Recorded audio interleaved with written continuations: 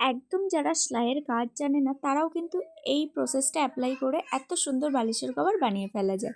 তো তার জন্য দেখো আমি আমার বালিশ নিয়ে নিয়েছিলাম এবং বালিশের মাঝখান থেকে এইভাবে কিন্তু ফিতেটাকে গলিয়ে নিয়েছি। একদম টানাটানি করার দরকার নেই, নর্মালি যেভাবে যায় সেইভাবে। তো ফিতের মাপটা নিয়ে নেওয়ার পরে ফিতেটাকে হাত দিয়ে আমি অর্ধেক করে দেখলাম। এই যে অর্ধেক যে মাপটা এলো সেটাই কিন্তু তোমাদের মাপ। তো আমার এখানে 13 এসেছিলো, তো আমি কিন্তু 14 নিয়েছিলাম, কারণ 1 ইঞ্চি তোমাদেরকে বেশি নিতেই হবে সেলাইয়ের জন্য। তো আড়াআড়ি মাপ নেওয়া কমপ্লিট। এবার আমি লম্বালম্বি মাপ নিচ্ছি। লম্বালম্বিও সেম প্রসেস অ্যাপ্লাই করব, 1 ইঞ্চি বেশি নেব। এবার একটা সাদা কাপড় বা অন্য কোনো কালারফুল কাপড় তোমরা যেরকম বানাতে চাও সেই কাপড়ের উপরে ফিতাটাকে ফেলে কাপড়টাকে আগে সমান করে পেতে পেন্সিলের সাহায্যে মাপটাকে নিয়ে ঠিক এইভাবে ফিতাটাকে ধরে মাপটাকে নিয়ে তোমরা কেটে নিতে হবে।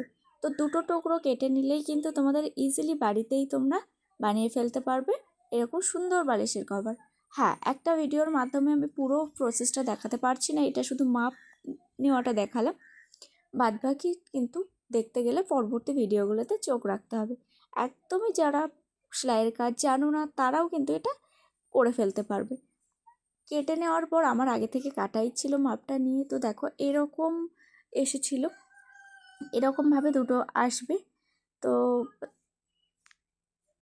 অবশ্যই তোমরা বাড়িতে ট্রাই করো, আর যদি তোমাদের ভালো লেগে থাকে অবশ্যই চ্যানেলটা সাবস্ক্রাইব করে দিও, ফলো করে দিও।